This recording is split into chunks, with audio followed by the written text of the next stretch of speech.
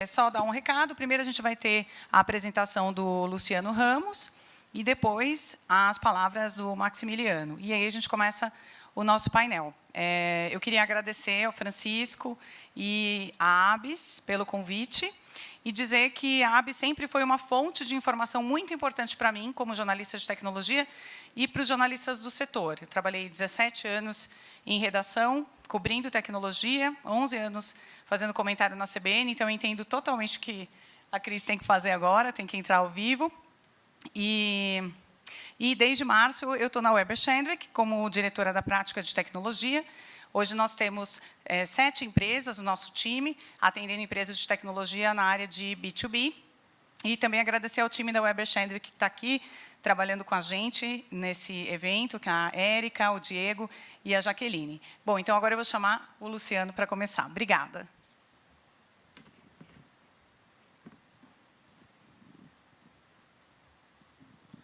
Pessoal, boa tarde. Obrigado, Daniela. Obrigado, Maximiliano. É um prazer estar aqui com vocês.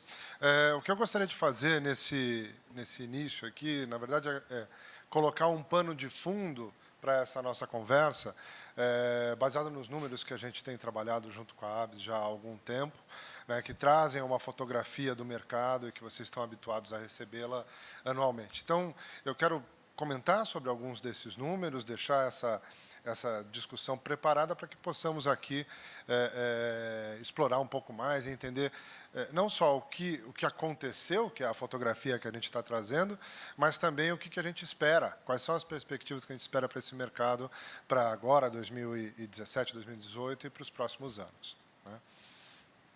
Eu gostaria de começar falando um pouco sobre o posicionamento do Brasil no mercado global, né? Vocês que já acompanham o estudo que nós fazemos aqui com a ABS, devem ter reparado que o Brasil perdeu algumas posições nessa última atualização. Nós vínhamos já há algum tempo mantendo a 5ª posição, né? E na atualização desse ano, nós caímos para a 7ª posição.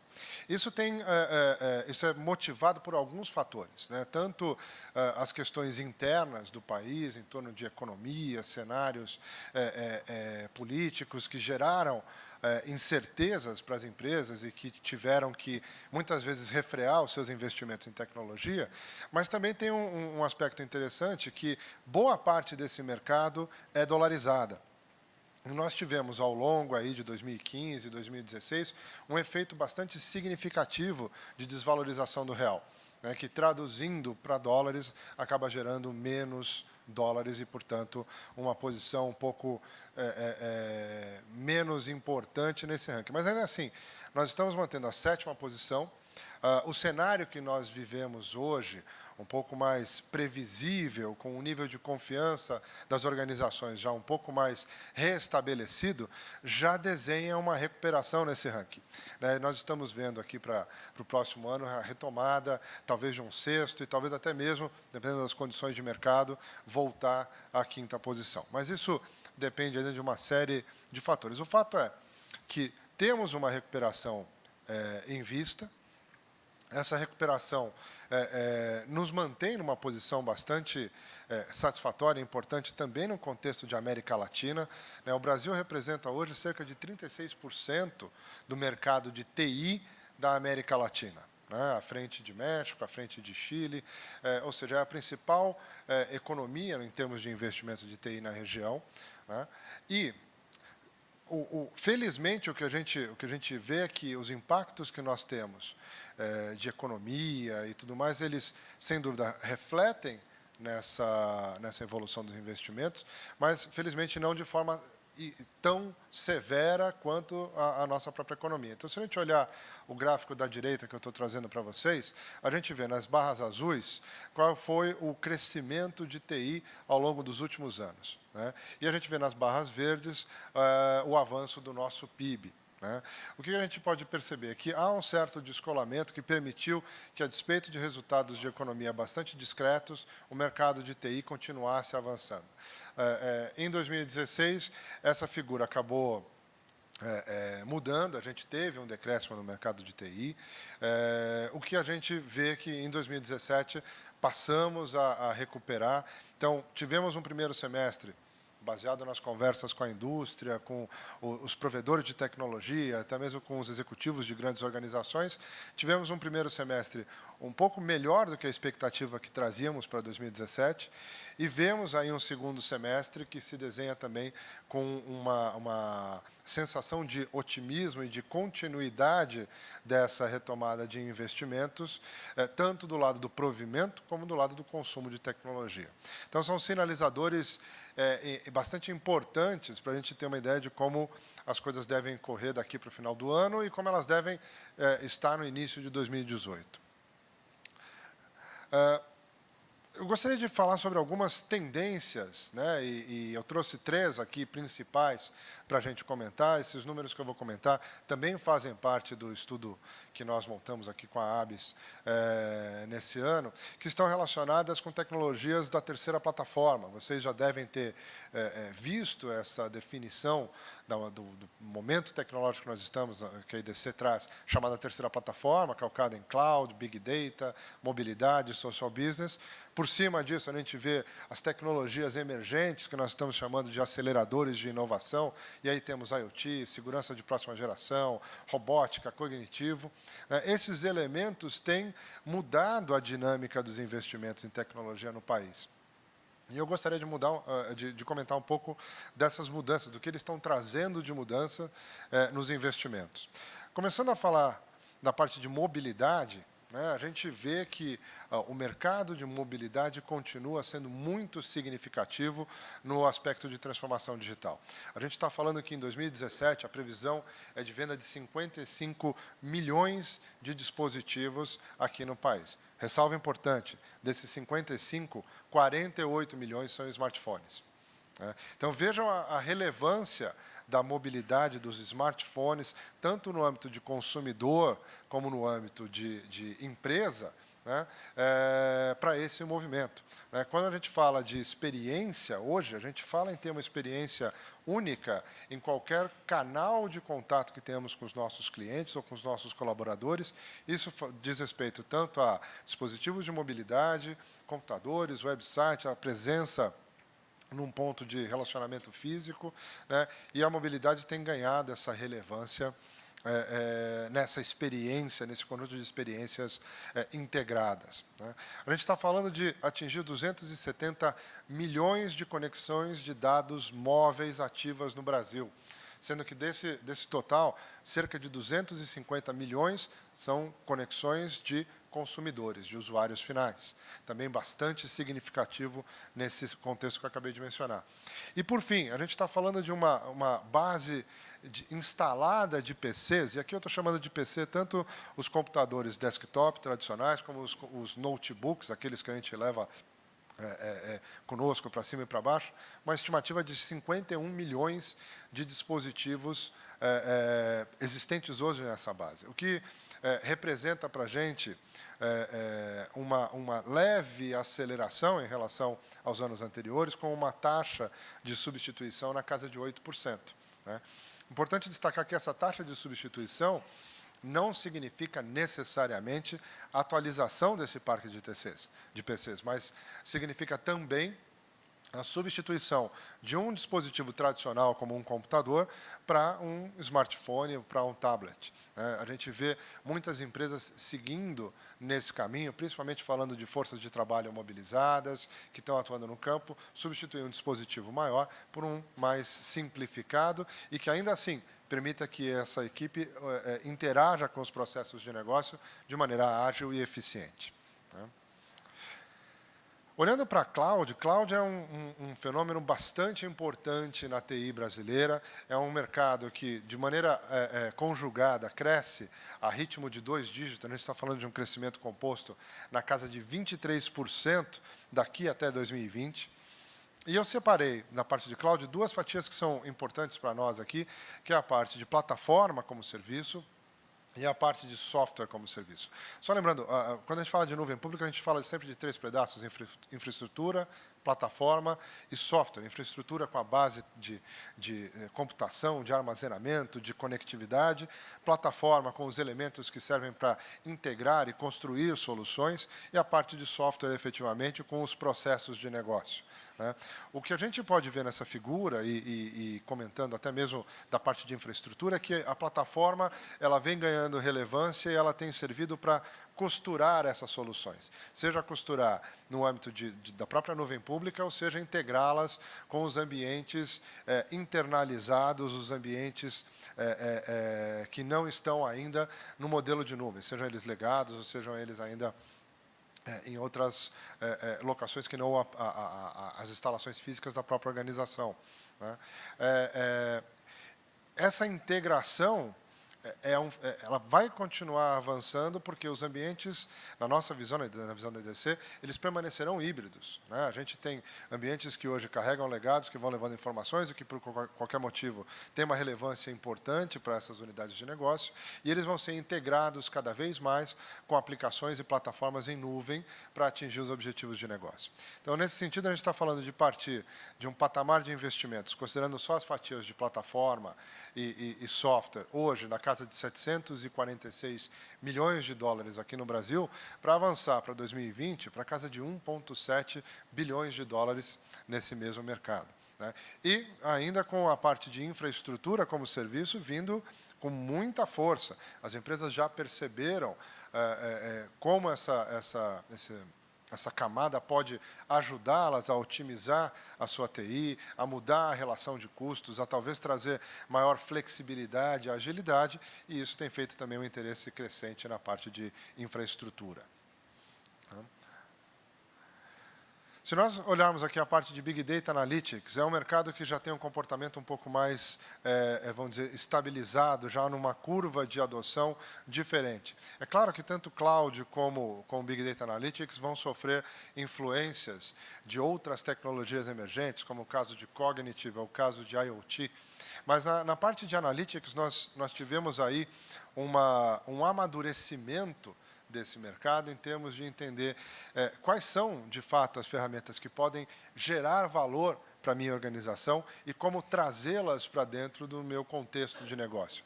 Nós passamos alguns anos ainda nos debatendo em torno disso, mas será que é Big Data que resolve a minha solução? Será que isso que eu estou trazendo para dentro de casa é Analytics, é BI, ele é o quê? Então, neste momento, a gente vê o mercado com uma clareza muito maior sobre o que são essas ferramentas, como elas podem gerar valor para os negócios.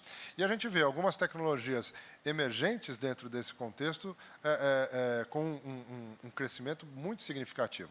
Daí a gente tem a parte de Content Analytics, que quando a gente fala de Big Data, um dos principais usos é a análise de conteúdo, de dados não estruturados, sejam eles na forma de texto, de áudio, de imagens, que cresce a casas de mais de 20% ano contra ano. E a parte de Cognitive, que ainda é um mercado bastante pequenininho, bem discreto aqui no Brasil, mas que já traz casos de uso importante e que a nossa estimativa é que Cognitive, por si só, cresça aí em torno de 4 a 5 vezes nos próximos 4 ou 5 anos. A gente está falando realmente de quintuplicar os investimentos em plataformas cognitivas nos próximos anos. E a última tendência que eu gostaria de comentar com vocês é a parte de IoT.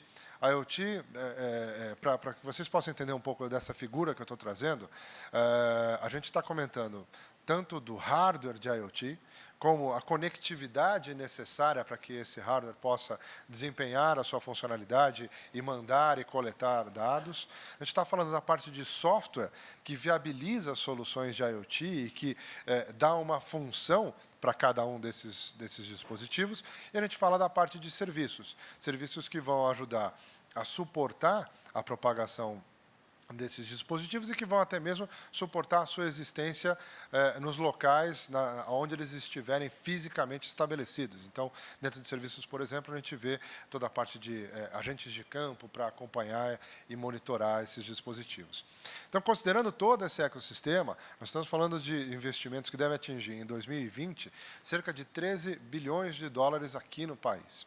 né? Isso se deve não só à proliferação dos casos de uso, mas, de fato, à adoção e implementação cada vez mais rápida dessas soluções, dessas funcionalidades de IoT nas organizações, de todas as indústrias, né? A gente traz aqui alguns casos de uso que são os mais relevantes, e como a gente pode ver ali, a faixa azul de maior participação, 14%, é a parte de monitoramento de frotas, né, onde a gente está falando de monitoramento e rastreamento de veículos e de cargas, né? Mas a gente também tem Smart Grid, Smart Cities, Smart Buildings, operações de manufatura, ou seja, são casos de uso que hoje já puxam uma atenção no contexto de IoT e que vão continuar acelerando nos próximos anos, né? E a IoT vai desembocar em cloud, que é onde está a capacidade para se processar um volume tão massivo de informações, vai desembocar em analytics, que é onde, de fato, a gente vai conseguir avaliar esse volume de informações e gerar valor para os negócios, ou seja, ele vai movimentar toda essa cadeia de soluções, trazendo aí uma aceleração no interesse dos investimentos. Tá? Bom, esse é o cenário que eu gostaria de colocar para que a gente pudesse discutir, avaliar. Esses números estão no estudo que nós fazemos com a ABS, do Portal Econômico, sobre software e serviços. Algumas referências também da IDC sobre esses estudos, os nossos trackers, os nossos spending guides. E eu espero que a gente possa falar bastante sobre esses números e continuar com uma visão mais positiva sobre a evolução da tecnologia no país ao longo desse ano e dos próximos anos. Obrigado.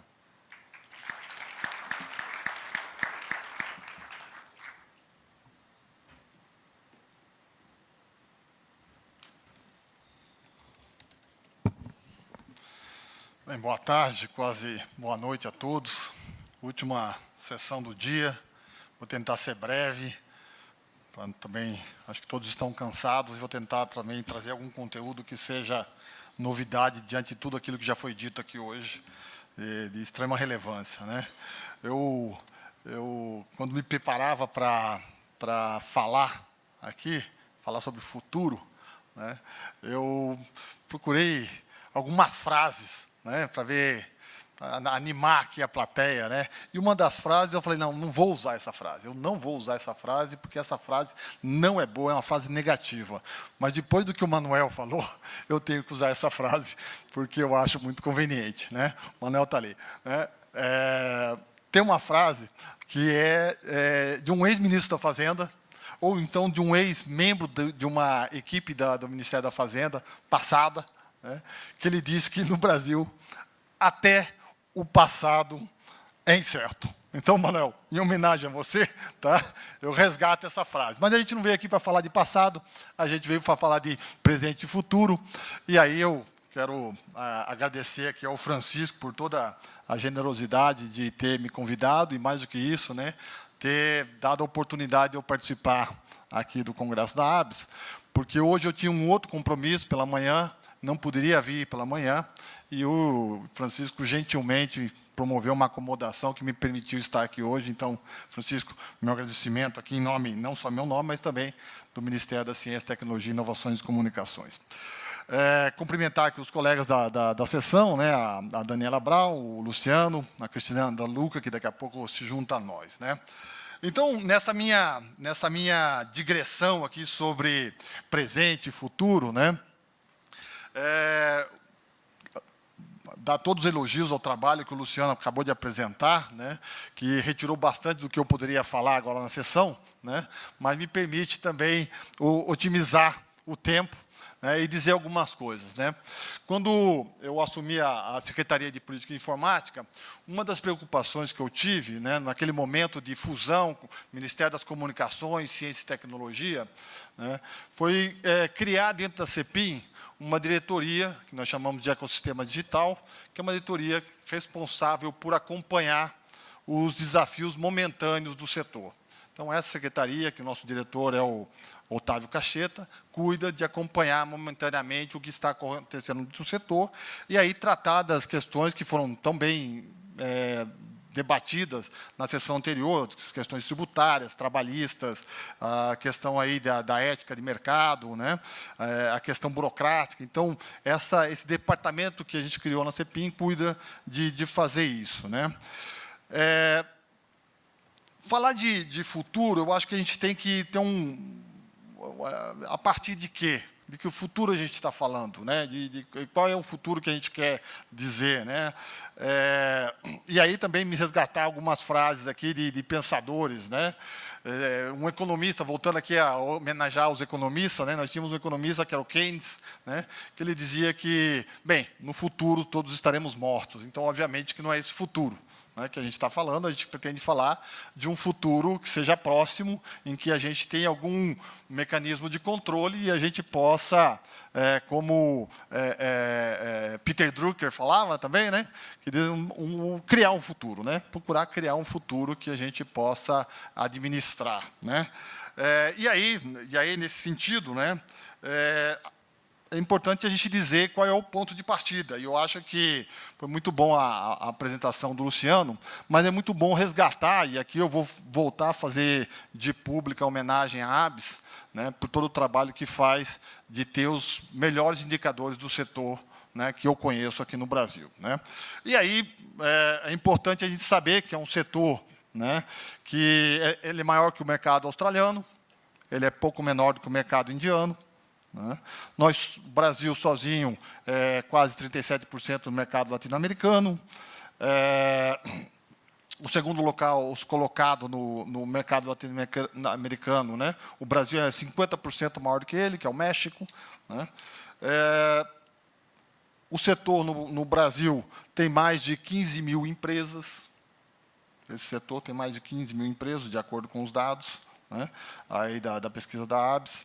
E um ponto que também eu coloquei como uma prioridade assim que assumi a CEPIM, né, e que a gente precisa trabalhar, é a questão de que, embora o setor seja grande, o Brasil tenha a 9ª colocação no mundo, né, do mercado de software do mundo, a gente participa muito pouco da exportação, né? Os dados da ABS mencionam que o Brasil ele participa de 2% do mercado global e 2% das receitas vem de exportação. Então, esse é um aspecto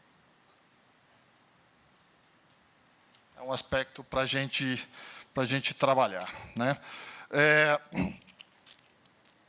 Então, voltando aqui para o aspecto do futuro, o que a gente tem para eu falar aqui para vocês, e eu vou focar em algumas recomendações para quem está no setor e do que deve acontecer no setor e como o setor deve se preparar para aquilo que está vindo e o que nós estamos fazendo lá no Ministério em função disso, né?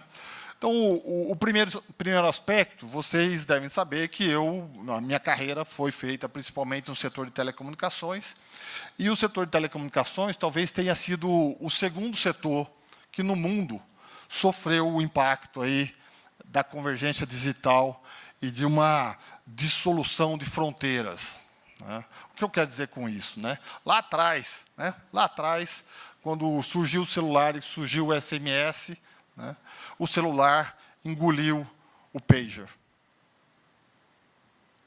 Agora o celular está sendo engolido pelo WhatsApp. O WhatsApp hoje no Brasil é a maior operadora de serviços de voz e dados móveis no Brasil. O WhatsApp é hoje. Tem mais de 100 milhões de usuários aqui no Brasil, né?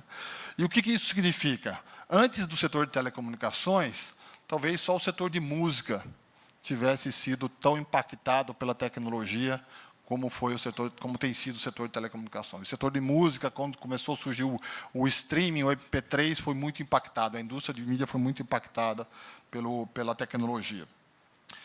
E agora no setor, todos aqueles setores que ainda não passaram por essa transformação, estejam certos, passarão. Assim, hoje aqui se discutiu a questão do Bitcoin, se discutiu aí de blockchain. São tecnologias inovadoras que têm potencial para promover grande disrupção em diversos setores econômicos, e é a TI que vai promover isso, e é a TI que vai, o software que vai oportunizar isso. Então, a sugestão nesse aspecto é para todo o setor estar preparado para as oportunidades que virão a partir dessas tecnologias disruptivas, e mais do que isso, todas as oportunidades que surgirão dos trabalhos que nós, do governo, estamos fazendo. Em particular, eu quero dizer que, lá no Ministério, a gente está trabalhando na elaboração da estratégia digital, na estratégia para a transformação digital do Brasil. Esse é um documento que se encontra em consulta pública até dia 20 próximo, né? Então, quem quiser participar do processo, esse documento está em consulta pública. E ali, o que a gente procura fazer? A gente procura identificar medidas na área de TICs que o Brasil pode tomar de forma a que nós podemos sair da posição ruim que estamos no ranking de competitividade do Fórum Econômico Mundial. Estamos na posição 81, caímos 33 posições nos últimos 4 anos. Nós éramos a 48ª posição, hoje estamos na posição 81, e nós acreditamos que, se fizermos essa estratégia digital, a estratégia para a transformação digital, por todas as medidas e por todas as facilidades e as oportunidades de eficiência que a tecnologia de informação e comunicação trazem como oportunidade, a gente pode resgatar posições no ranking de competitividade. Além disso, a gente tem trabalhado também no plano de internet das coisas. Amanhã, a gente deve anunciar lá em Brasília, num evento que vai acontecer, no evento do Telebrasil, a gente deve anunciar amanhã o resultado do estudo que foi contratado pelo BNDES em parceria conosco, o estudo que conclui as ações necessárias para o desenvolvimento da internet das coisas no Brasil. Uma outra aspecto que a gente considera importante trazer para o setor como uma recomendação, uma sugestão para se preparar para o futuro, é esse aspecto que eu já mencionei, de pensar para além de nossas fronteiras. O mercado de software, o mercado de TI, o mercado de comunicação é um mercado que já não tem mais fronteiras há muito tempo. É importante que as empresas aqui do Brasil, elas criem oportunidades de trabalhar para além do nosso território, para além do mercado nacional. E, para isso, lá no Ministério, nós temos algumas iniciativas. Nós trabalhamos com a Softex e com a Apex para criar presenças do software brasileiro em escritórios nos Estados Unidos. Nós temos realizado missões ao exterior. Temos missão, semana passada fizemos uma missão em São Francisco, onde que estava acontecendo o encontro da regional da indústria móvel. Levamos lá nossas startups, levamos lá também a presença do software brasileiro. Teremos uma reunião também na Coreia, que levaremos o software brasileiro por meio da Softex. Recentemente fomos para a CEPAL, né, que é a Comunidade Econômica da América Latina, em que iniciamos uma discussão sobre mercado comum regional, mercado digital comum regional. E, para tratar um último aspecto aqui do ponto de vista de coisas para o futuro, né, uma última questão, né? Se a gente olhar os visionários são bem negativos, né? Acho que hoje aqui alguém já falou sobre Stephen King, né? Não, Stephen King não, é Stephen Hawking. King é o escritor de livros de terror, mas é quase isso que o Hawking falou, né? Ele disse que a humanidade teria nesse planeta, né? Há um tempo atrás ele falou que a humanidade teria nesse planeta mais 1000 anos. E depois disso a existência humana nesse planeta acabaria, né? Isso por si só é uma notícia ruim, né? Mas ele foi e reviu essa informação dele, e ele disse que, na verdade, nós só temos mais 100 anos. Né? Então, tem muito a ver realmente com o Stephen King e o Stephen Hawking, o que Stephen Hawking disse. Né? Mas isso, na minha opinião, pode mudar. Né? E pode mudar a partir da tecnologia, a partir do desenvolvimento da indústria de software, da indústria de comunicação, da indústria de tecnologia, né? Eu não tenho dúvidas de que a produção de alimentos, por exemplo, pode melhorar muito com o uso de tecnologia, o uso intensivo da internet das coisas.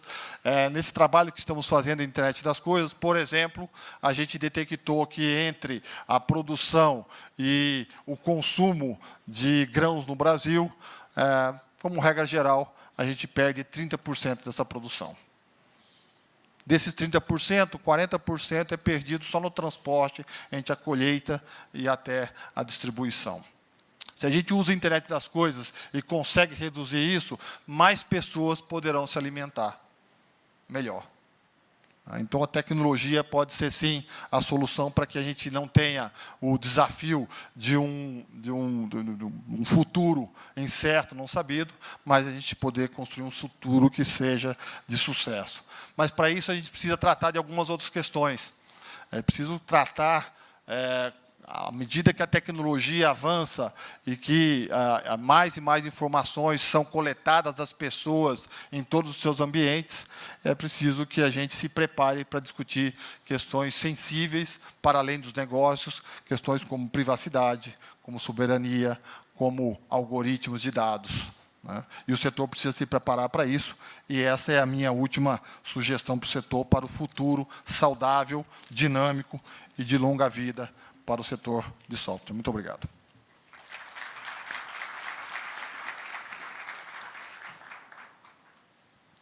Bom, vou pegar esse gancho aqui, que o Maximiliano comentou aqui da produção de alimentos. Eu lembrei de uma matéria de junho de 2015, em que o presidente da General Electric comenta que toda empresa tem que ser uma empresa de software. Ele falou sobre manufatura, e a matéria é uma matéria da Forbes, comentando o quanto as empresas de manufatura, por exemplo, a indústria, investia em tecnologia, talvez em contratações, até mais na época do que grandes empresas de tecnologia. Aí, tendo esse gancho, né, de que toda empresa, hoje, para sobreviver, precisa ser uma empresa de software, o Brasil precisa do quê para ser um país de software? Obrigado pela pergunta, Daniela. Eu entendo que o primeiro ponto... Espera aí, só deixa eu fazer uma pausa aqui, então, que a Cris está chegando. Cristina De Luca. Vem cá, seja minha Obrigada, vizinha. Cris. Deu tudo certo? Ainda bem que eu converso com todo mundo e sei tudo que eles falaram aqui. Então... Acho que o primeiro ponto seria as empresas começarem a olhar para as tecnologias emergentes e derrubarem as barreiras que elas vêm levando tradicionalmente, né? O que a gente vê, em muitos casos, são empresas que têm se ocupado demais em manter o seu legado, a sua operação, de tal forma que não dá espaço para observar aquilo que tem de evolução de tecnologia no mercado, né? Então, quando a gente fala de trazer IoT, de trazer cognitivo, de ampliar a mobilidade, de transformar os processos de negócio, que, em última análise, é o que todo mundo tem chamado de transformação digital, né?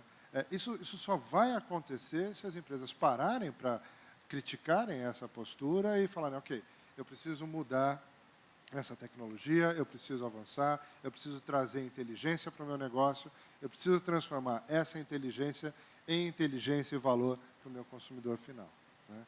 Então, nesse sentido, as tecnologias que a gente tem comentado aqui são fundamentais, né, para que as empresas desenvolvam melhores softwares, para que possam utilizar softwares de forma mais abrangente e, com isso, melhorar toda uma cadeia de valor em torno de tecnologia que pode fomentar essa mudança no país, de maneira geral. Posso falar antes do secretário? Pode. Então, vamos lá. Essa é uma boa pergunta, Dani, de toda empresa virar empresa de software. Não sei se vocês sabem, nós lá no IDG fazemos todo ano a premiação dos CIOs mais inovadores do Brasil. É uma premiação que já está na sua 17ª edição, é o 17º prêmio que a gente vai dar esse ano. E desde o ano passado a gente foi obrigado a mudar a forma como a gente escolhia o CIO mais inovador.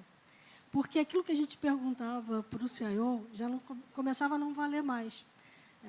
Primeiro, os CIOs já estavam focados, já sabiam como responder aquele questionário, já contavam um monte de lorota para a gente de projetos que eles estavam fazendo inovadores. Segundo, porque o questionário que a gente aplicava e a metodologia que a gente aplicava não contemplava questões como nuvem, IoT, Big Data, Analytics, que você falou um pouco aqui. A gente estava conversando um pouco lá fora e ele estava me mostrando a curva de Analytics um pouco menor do que a curva de nuvem. E quando a gente olha para o mercado e conversa com os CIOs, eu até falei para a Dani, é bom estar no congresso da ABES, porque a gente que sabe que muito da rejeição do Analytics e da não compreensão do que o Analytics veio do próprio mercado, veio de vocês, porque muita gente vendeu BI como Analytics. E aí o cara diz assim, poxa, mas eu já tenho o BI dentro de casa, isso aí não está me acrescentando em nada, como é que eu faço para... o que é essa tecnologia de Big Data? O que é essa análise? O que isso vai me trazer de diferente? Como é que eu faço uma análise preditiva? Né? Então, a gente teve que mudar tudo nesse questionário, e, a partir daí, a gente começou a ver a sofrência do CIO brasileiro, porque hoje ele gasta muito mais tempo com o legado e com as questões administrativas das suas próprias empresas do que aquilo que ele gostaria de gastar tempo, que era na inovação, que era na prospecção de novas tecnologias, que era estar participando dos congressos que vocês realizam e dos eventos que as suas empresas realizam aqui e no exterior, para mostrar as tecnologias que estão sendo desenvolvidas e como isso pode ser aplicado no negócio dele. Então, na prática, esse ano, esse questionário está refletindo muito mais essa coisa mais empírica da transformação digital, e a gente começa a ver que esse CIO, aquele que já está fazendo o dever de casa, ele é de dois tipos. Ele é um CIO que está amparado nas startups e o ecossistema de startups. Se vocês não estão próximos, eu sei que as grandes todas estão próximas, né? IBM, Microsoft, todo mundo tem lá um programa de aceleração de startups, porque a inovação está vindo dali. Hoje de manhã se falou muito de blockchain, agora mesmo a gente falou de blockchain.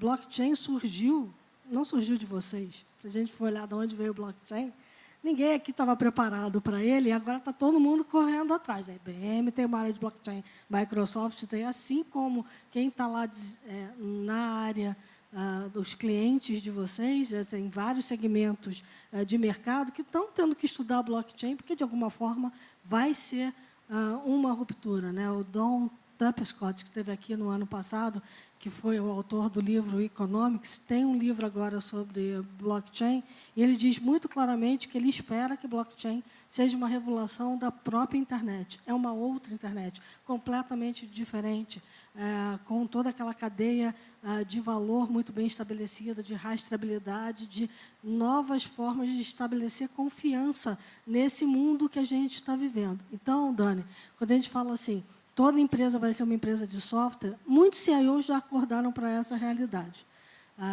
Mas esses CIOs estão impactando na falta da lei de proteção de dados pessoais, num bom projeto de internet das coisas, de olho naquilo que o governo está fazendo para saber assim, não, tomara que pelo menos não me atrapalhe. Eu quero que me ajude, mas se não me atrapalhar, já vai ser bom. Eu estava falando na CBN agora sobre um hackathon que o Sebrae vai fazer junto com a Embrapa, começa agora dia 21, eles abrem as inscrições, e um dos problemas é o seguinte, a ideia é para desenvolver aplicativos de gestão no campo. Aí você olha assim, campo, a agroindústria brasileira, mas é para o pequeno produtor rural. Esse pequeno produtor rural tem conectividade, o cara diz que 85% diz que navega na internet através de dispositivos móveis, e que só não faz mais porque a conectividade não chega lá. Aí a gente tem um satélite que acabou de ser lançado, né? E que talvez ajude ele, né? Protocolos de inovação que a gente pode usar de baixa frequência, LoRa e todos os outros que vêm por aí. Então, muito dessa empresa virar software no Brasil esbarra em legislação, esbarra em regulação e esbarra em aculturar. Tem muito do trabalho de vocês de ajudar o pequeno a entender o que o software é capaz de fazer. Legal, agora é com você, Max. praticamente já falaram tudo, né? Vou tentar... Já tem vários temas aqui que a Cris levantou, né? Tentar incluir algumas coisas aqui para o debate, né? Eu acho que o que a gente está tentando fazer ali no Ministério, né, com a Estratégia Brasileira para a Transformação Digital, é tentar superar esses gargalos que existem no Brasil para que o desenvolvimento digital aconteça, né? E dentro do documento, que é esse que está em consulta pública até quarta-feira, né, a gente identificou ações que nós chamamos habilitadoras e ações de transformação, tá? Então, as de transformação só ocorrerão se as habilitadoras existirem e tiverem curso. Então, tem muito a ver com o desenvolvimento da indústria de software e de TICs aqui no Brasil. Então, por exemplo, a Cristina acabou de mencionar, um dos eixos habilitador é a infraestrutura. Acho que todo mundo vai concordar que, olha, se eu não tiver infraestrutura de acesso à internet, bom, não consigo desenvolver o setor de software. Acho que isso é básico, né? Então, a gente precisa desenvolver isso, né? E aí tem uma série de medidas que estão ali no documento, né, procurando melhorar a qualidade da internet no Brasil, né, tanto do ponto de vista de estrutura nacional, como também de acesso, por exemplo, a escolas. Que nas escolas entra um outro eixo de desenvolvimento da transformação digital, que é formação e capacitação. A gente precisa, e essa semana teve uma discussão do Conselho Nacional de Educação, em que a gente colocou lá para discussão no Conselho a criação, dentro da grade escolar do ensino médio, da cadeira de computação. Não é só assim, vou ensinar a usar a internet. Não, não, estou pensando em lógica de programação, né? Não é sair expert em qualquer linguagem, não, mas você preparar o estudante do ensino médio a ter a lógica de computação necessária desde o ensino médio, né? Então, a gente propôs isso ao Conselho Nacional de Educação, né? E é outro eixo, a questão da formação. E formação não é só daqueles que vêm, é daqueles que serão impactados pelo processo de transformação digital. Mais e mais a digitalização vai acontecer, mais e mais a automação vai acontecer, mais e mais a robotização vai acontecer, e isso vai gerar o surgimento de novas carreiras, vamos assim dizer, mas vai significar também a extinção de outras. Você precisa preparar essas pessoas para que elas continuem a ter papel, né, na sociedade, no desenvolvimento produtivo do país. Então, tem esse condão também, né? A questão da confiança e segurança. Confiança é a pessoa que usa o celular, ter segurança de que ela vai colocar seus dados ali, e os seus dados não vão ser utilizados para fins fora daqueles para os quais esses dados foram fornecidos, né? E para aí é fundamental uma legislação de proteção de dados pessoais. E segurança é você ter alguma política nacional de segurança de informação voltada a combate a ataques cibernéticos, né? Como é que você reage a ataques cibernéticos. E, por fim, o último eixo que nós temos aí, na questão de habilitação, é o empreendedorismo e a internacionalização. No empreendedorismo, nós conseguimos concatenar os projetos de empreendedorismo dentro do governo federal. Então, assim, eu tive uma ideia, eu quero transformar essa ideia num negócio. Aí existe um programa do governo federal que dá treinamento para essa pessoa. Olha, como você faz essa ideia sua virar um negócio? Eu já tenho um negócio, eu quero acelerar. Aí tem o nosso programa lá, o Startup Brasil. Aí eu já acelerei, eu quero crescer. A gente construiu um programa com a FINEP, para a FINEP financiar o crescimento dessa empresa. Eu já cresci, eu quero ir para fora do Brasil. E a gente está em discussão agora com o BNDES em criar uma linha para a internacionalização das nossas startups. Então, em resumo, né, para a gente pensar em todo esse processo de transformação digital, na minha opinião, a gente tem que trabalhar esses 5 eixos: a infraestrutura, a confiança e segurança, a educação e capacitação, empreendedorismo e internacionalização. Essa questão da formação, também estava aqui na sequência, a gente tem uma carência muito grande e poder incentivar a formação escolar em STEM, né, isso é muito importante.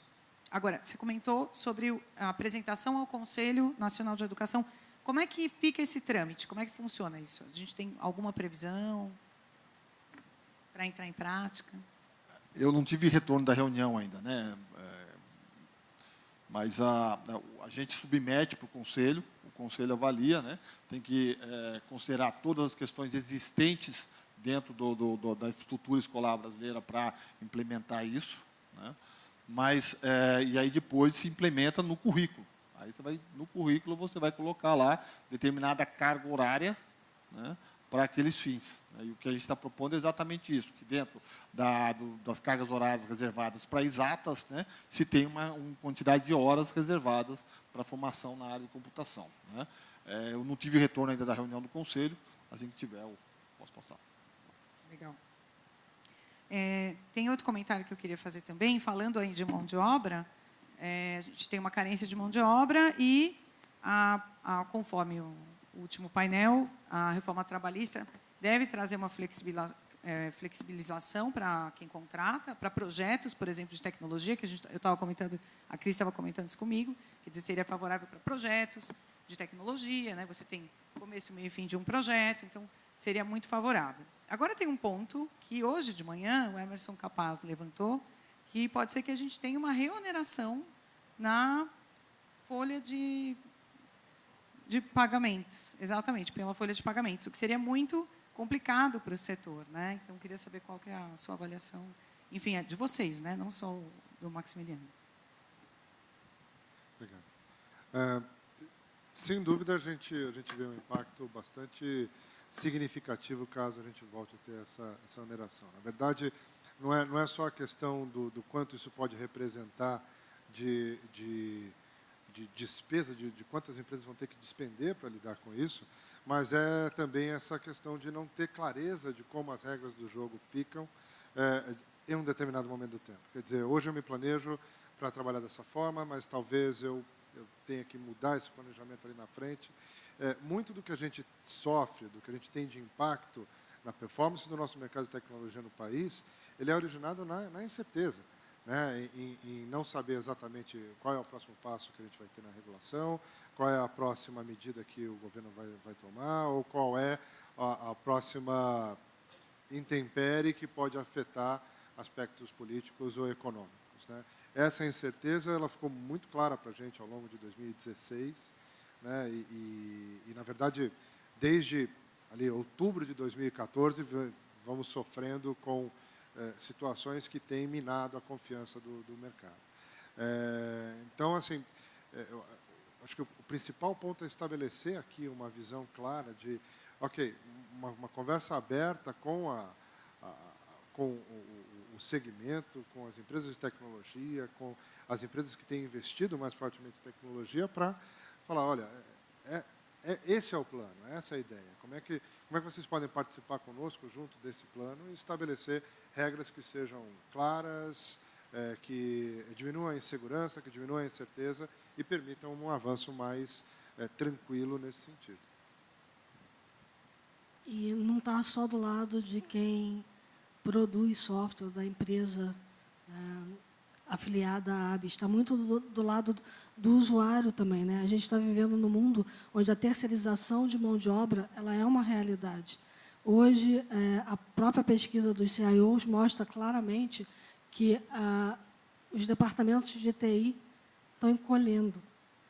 Estão encolhendo porque está todo mundo optando por modelos ágeis de desenvolvimento, né, DevOps, fábrica de software, projetos sobre medida. E, normalmente, o que está acontecendo?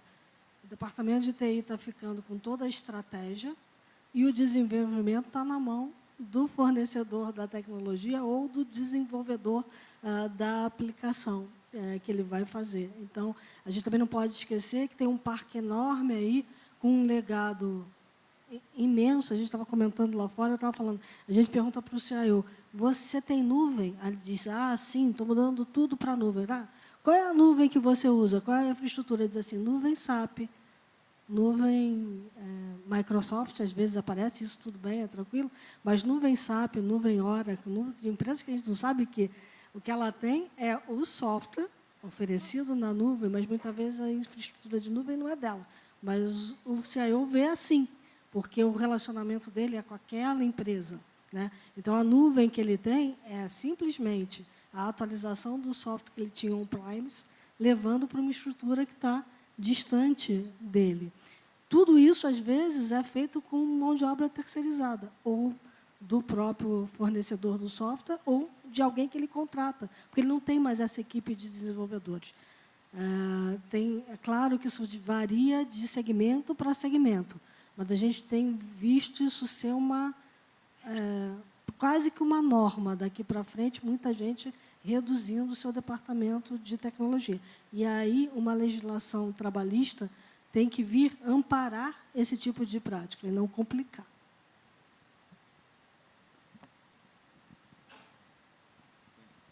Eu quero, em relação à remuneração, a gente, lá no Ministério, nós trabalhamos com todas as associações do setor, com a ABS, com a CESPRO, com a Brascom, né, no sentido de identificar qual seria a posição ótima do setor para essa discussão, né.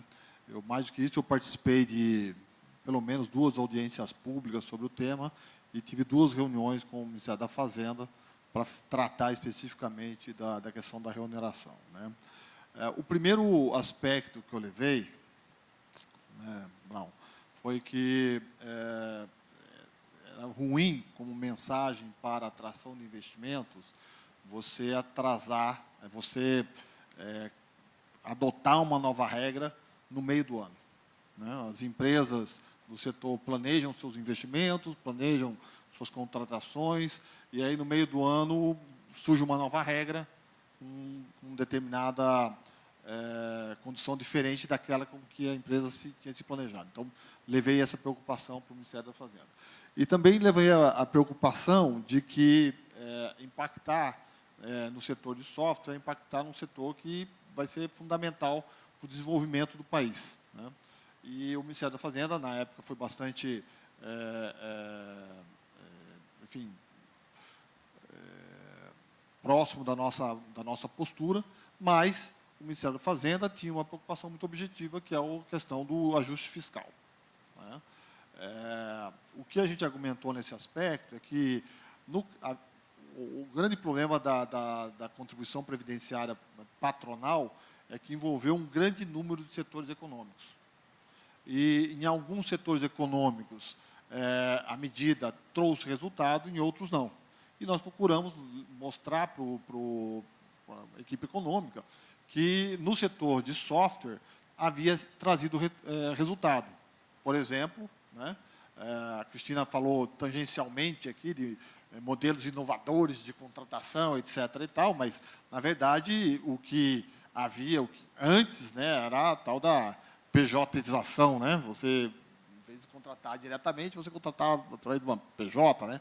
Não que eu não goste desse modelo, mas, enfim, é diferente de você estar com alguém debaixo da sua empresa, né? E que, com essa medida, em torno de 80 mil empregos tinham sido formalizados. Então, foi uma medida que trouxe resultado, e por ter trazido resultado, esse foi o ponto que nós levamos para o Ministério da Fazenda, ela deveria ser continuada. O setor de software deveria ter um tratamento especial. Pois bem, aí a medida provisória, então, foi revogada, né, e a gente agora permanece monitorando esse assunto junto com a equipe econômica. Ok, mas tem... Por enquanto, o cenário do mercado é positivo, né? Até ia comentar isso com o Luciano, que a gente não tem um dado revisado, que a previsão de crescimento para esse ano era de 6,7%. A previsão foi feita antes de março, mas que enfim, essa revisão, a gente não tem um número fechado, mas que o prognóstico é positivo, é isso? Sim, o prognóstico é positivo. E por quê, né? Quer dizer, o que está levando a isso, Claro, quais claro. setores? Nós estamos, nesse momento, fazendo um trabalho de revisão e atualização dos nossos prognósticos. Nos mercados de software e serviços, a EDC faz isso semestralmente, né, por meio do contato com o mercado, as empresas que atuam, provedores de tecnologia, provedores de software, bem como também com as empresas, os usuários finais, que nos dão um termômetro de como pode ser esse consumo e como eles estão enxergando o contexto. E o que nós vemos, como eu comentei rapidamente na apresentação inicial, é que o primeiro semestre de 2017, a despeito de tudo que a gente tem visto, mostrou um resultado mais positivo do que os provedores esperavam, em termos de consumo de tecnologia, tanto de software como de serviços. E a gente espera ter um segundo semestre também com um resultado positivo. Então, o que desenha aí um 2017 revertendo aquela curva que a gente pôde ver na apresentação e voltando a ter um crescimento em TI. Diferente do que a gente previu mais para o início do ano, talvez o mercado de serviços vá um pouco mais devagar do que pensávamos e o mercado de software um pouco mais rápido, né? Eles têm mais ou menos o mesmo tamanho aqui no país, a gente está falando de cerca de 30 bilhões de reais no mercado de serviços e cerca de 20 bilhões de reais, um pouquinho mais, no mercado de software. Então, o que a gente deve ver é serviços indo um pouquinho mais devagar e software um pouquinho mais rápido, mas ambos com uma perspectiva positiva. E, falando especificamente daqueles pontos que a gente comentou, as tecnologias emergentes, todas elas aqui no país, em um ritmo bastante acelerado de adoção. Então, a gente comentou de cloud, comentou de IoT, mas a gente tem uma série de outras frentes voltadas, por exemplo, para cognitive, para realidade aumentada, realidade virtual, que tem ganhado o interesse das organizações. E uma vez mais, nessa jornada que a gente falou de buscar valor para o negócio.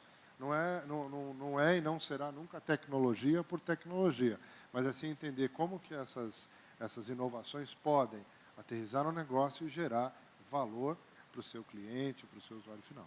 Eu tenho uma pergunta aqui, que eu fiz lá fora, eu vou fazer aqui.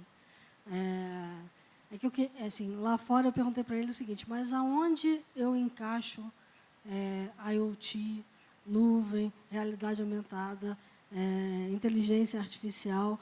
Hoje o que a gente tem visto mais é o provedor de software as a service, ou de, melhor ainda, de infraestrutura as a service, incluir plataforma na história. Então, na minha opinião, eu não sei assim, como é que vocês estão vendo para o futuro, mas está ficando cada vez mais difícil separar o que é software as a service, o que é infrastructure as a service, o que é plataforma as a service. Está uma salada. Porque a gente olha para o mercado e diz assim, tá bom, eu vou lá comprar uma infraestrutura, aí eu levo todo aquele serviço que a empresa pode oferecer para mim. A Amazon está oferecendo um monte de coisa, a Google está oferecendo um monte de coisa, a Microsoft está oferecendo um monte de coisa. O que é o quê? Como é que a gente vai separar essas caixinhas? Né? Eu acho que tem uma forma, como a gente falava lá fora, bastante, assim, que simplifica um pouco esse entendimento. A gente, a IDC, por força de taxonomia global, a gente divide as coisas bem em caixinhas, mas se a gente parar para pensar, a parte de plataforma ela vai ser a grande cola que vai ligar o que a gente está fazendo de infraestrutura como serviço, o avanço da parte computacional, armazenamento na nuvem, com seja eles o software como serviço, né, os processos de negócio na nuvem, ou seja, daquela plataforma em nuvem com algum ambiente legado. Né? E aí, nesse sentido, a gente tem uma característica interessante. A parte de PaaS, de plataforma, é a que cresce, vamos dizer, num ritmo mais devagar nas três fatias. Né?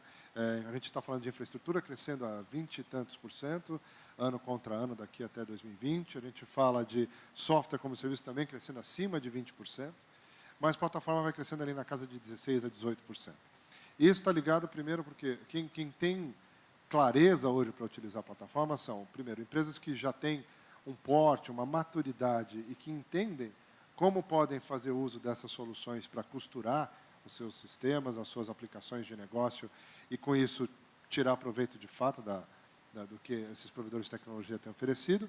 E, numa outra extremidade, as startups, as pequenas empresas inovadoras que já nascem na nuvem e que já aplicam essa visão de arquitetura em nuvem e plataforma desde o seu nascimento. Né? Então, a gente tem os dois extremos aqui, e no meio tem uma quantidade enorme de empresas que ainda não conseguiu avançar, ainda não conseguiu trazer nuvem para o seu contexto de forma clara, ainda não conseguiu integrar os seus sistemas com uma plataforma analítica na nuvem, ainda não conseguiu determinar quais são aqueles workloads que ela considera que pode ir para frente.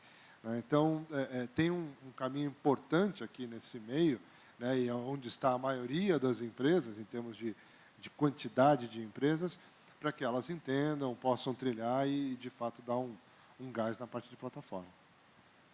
Gente, infelizmente eu vou ter que encerrar antes que o Francisco se arrependa de não ter chamado a Isabela para moderar. No ano que vem vai ter Isabela, eu acho, hein? Oi? O secretário tem que pegar um voo agora.